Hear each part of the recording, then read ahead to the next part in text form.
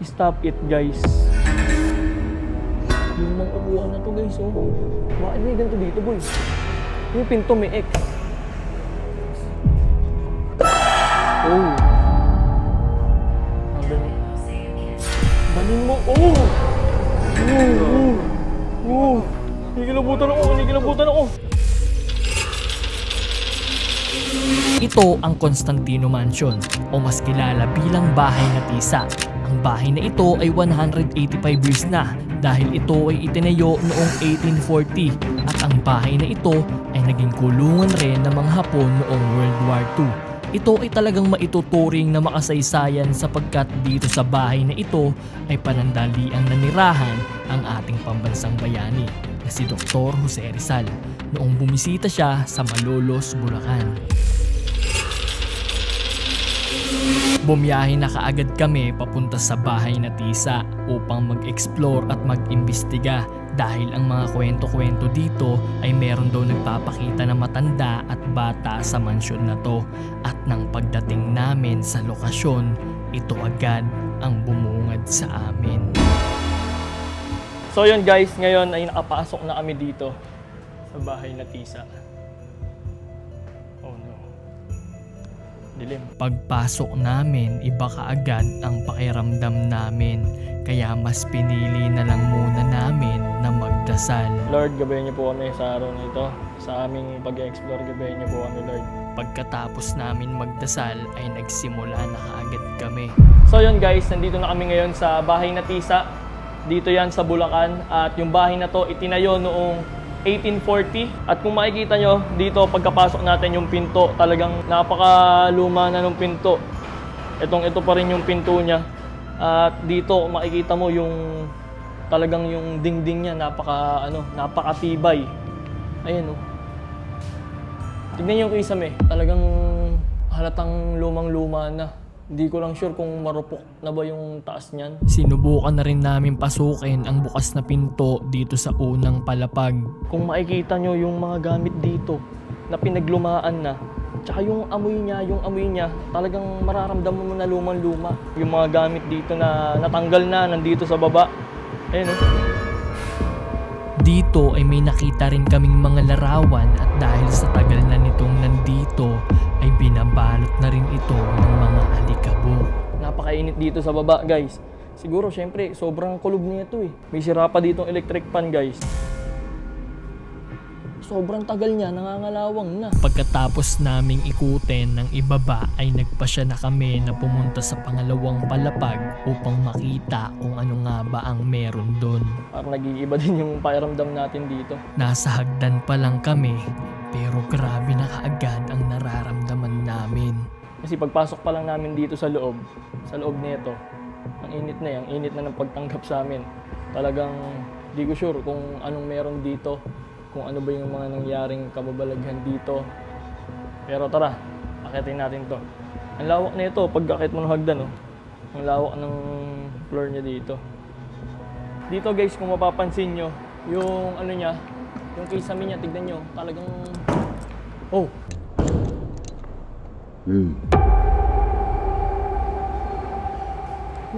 At habang paakyat kami ay bigla kaming nakarinig ng kalabog mula sa itaas. Pero tara, akit tayo. Kasi ito guys, tignan nyo yung hagdan dito, yung pagkakagawa sa kanya talaga namang napaka-solid. Pero medyo may langit-ngit na siya. Pag tinatapakan mo, medyo may ingay na. Ayun, sobrang tagal na rin. At pag-akyat namin sa itaas, ito agad ang bumungad sa amin. Sahig na sira-sira at talagang marurupok na. Isang maling tapak mo lang ay mahuhulog ka agad sa ibaba. Dito sa sahig na to, konting tapak mo lang, pag nagkamali ka, talagang lulusot ka sa baba. Ito, halos lahat guys. Talagang butas-butas na oh. Grabe, ang bigat ng pakiramdam dito. Tapos ito na naman, yung sinasabi ko sa inyo, punong-puno ng ganito dito. Ayun. Dito may TV ditong sira. Ayun oh. Nagkaroon kami ng ganyang TV oh, yung may likuran pa. Tapos ito sira na yung bintana dito, wala nang bintana. Tapos makikita mo na dyan yung kalsada. Ito, meron ditong cabinet guys. May mga paniki rin dito sa loob na naninirahan. Kaya, ayun o. Ayun o, ayun o. Hindi ko sure. Uy, ano yun? Ikaw ba yan? Ikaw ba yan?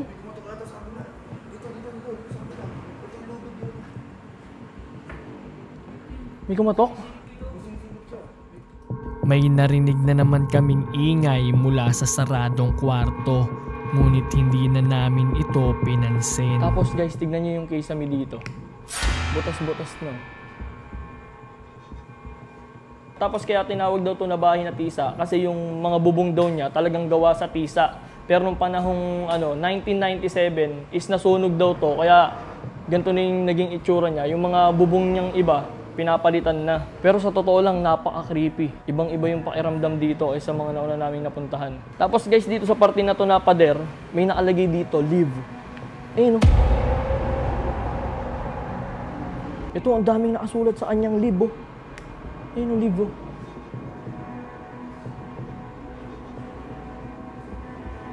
May cabinet dito guys o, na luma o. Tignan natin kung ano yung laman. Pero wala tayong hahawakan dyan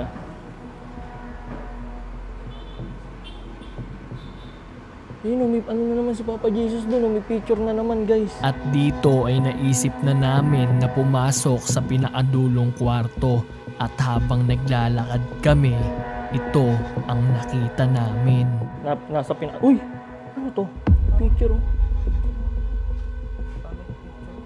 Siguro ang litrato na to ay pagmamay-ari ng isa sa nakatira dito. Ang daming picture dito guys.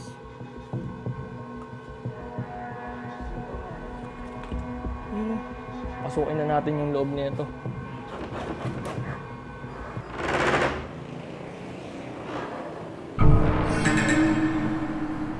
Oh! Tignan nyo guys, yung loob nito. May kama dito na luma na rin. Tapos yung bintana dito, sira-sira na din. So yung kisame nyo, nagtuklap na. Meron ditong parang cassette tape. Halatang lumang-luma na talaga. Upuan oh. Tapos dito guys, makikita natin na merong piano na luma. Yun oh. Ito naman dito guys, may kama dito na ratan. Tignan nyo. Oh. At sa parte na to ay may nakatambak ng mga lumang gamit at mga lumang damit. Dito guys, parang lumalaki yung ulo ko eh. Iba yung pakiramdam ko dito sa parte na to. At habang tinitignan ko ang mga ito ay bigla na lang akong kinilabutan. Hindi ko alam parang biglang umano yung ulo ko eh. Parang biglang lumaki. Alam niyo yung pakiramdam na parang kinikilabutan yung ulo ko na ewan. Pero grabe. Ito, may mga album pa dito. Yun o. 1970 to po. UST. Lumabas na kami upang magtungo sa pangalawang kwarto. Ito yung sunod natin papasukin. Tapos na tayo doon sa pinto na yon. Ayan. At dito naman tayo sa pangalawang pinto na to. Tignan natin kung ano ba ang meron dito. Dito guys, tagusan lang siya. Ayun yung pinasok natin kanina. Ayan, yung parte na yan, dyan tayo pumasok kanina. Tapos, ito yung mga laman niya. Ito, feeling ko, ano na to eh. Ayun, may TV ulit. Kasi yung taas talaga nyo. Ito, kitang-kita na yung bubong dito sa taas na to. Ayun. Ito guys, so, meron dito, isa pang TV. Tignan yung itsura niya.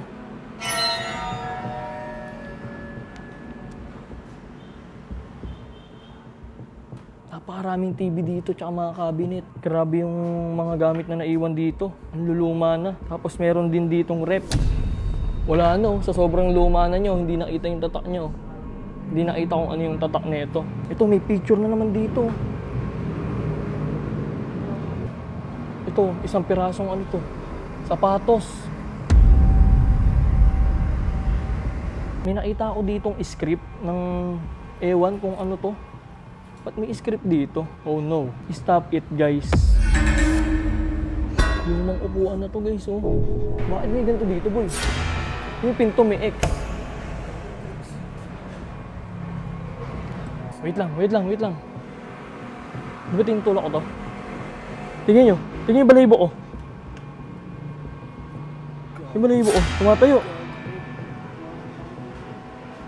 Wala, iba pakiramdam ko din dito sa parte na to. Pero kailangan natin Parang ayaw niya pa buksan, pero sabi naman sa atin, di ba pwedeng buksan kahit ano, basta isasarado lang. Napakalaki na itong bahay na to. Sa labas, parang ang liit niya. Tignan yung kwarto na ito, ang laki oh. Yung pangalawang kwarto na to. Yung mga kwarto dito, parang kung mapapansin mo, magkakadikit sila. Oo. May mga kanya-kanyang pinto. Tsaka may tagusan din ng pinto. Oo. Kumbaga, ito guys yung kwarto na yan, simula dyan sa ano, tingin nyo may pinto siya dito, may pinto siya dun sa kabila. Tapos, dito naman sa kabila, may pinto din dito, may pinto rin dito. Parang ayun yung dulo. Di ba? Kumbaga ang dami niya access. Ang daming access. Ano yan, boy? Access. Ang daming access. Ano yan, boy? Narinig niya? May kumatok. Sa kabila, sa dulo. Sa dulo, boy. Check mo natin kung tao. Tao po? May tao po ba dyan?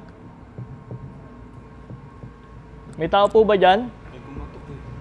Wala. Wala naman, boy. Walang sumagot eh.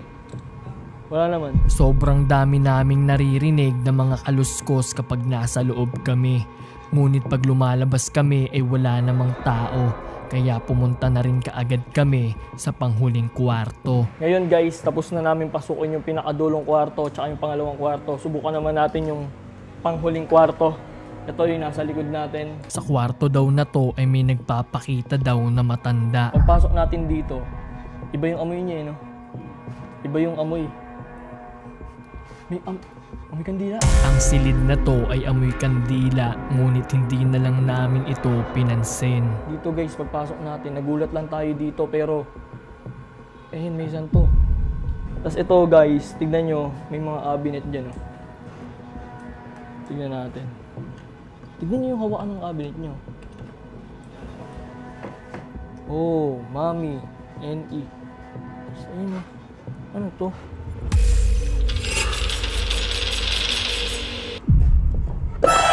Oh. May buhok. Hindi namin alam kung para saan ba ang buhok na ito, kaya mas pinili na lang namin tignan ng iba pang gamit dito at ito ang mga nakita namin. Kamukha siya ni ano boy oh. Ayun oh, ni Ian Veneracion. Kawig siya ni Ian Veneracion oh. Ayun oh. Dito may mga medal no. Ayun yung nakikita ko nga kanina, yung mga picture na pakalat-kalat doon kanina. Medical Alumni Association. Halos lahat parang may mga diploma, mga ganun yung nakakalat doon eh. Tapos mga picture nila, graduate. Oo nga, ayun nga, UST nga sila. Tara, pasukin na natin to guys. At pagbukas namin ng pinto, tinayuan agad ako ng balahibo dahil ito ang bumungad sa Boy. amin. Tinayuan ako ng balahibo. Ayun. Tinayuan ako ng balahibo dito guys, pagkakita ko nito.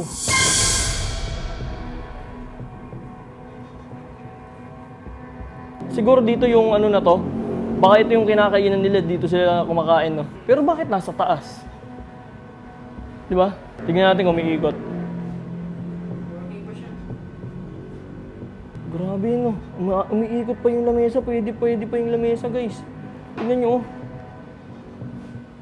Yung lamesa, pwede pa. Pati sigurado yung mga upuan, pwede pa. Kaso, sira-sira na rin yung mga, ayun o, ratan ba yan? Oop!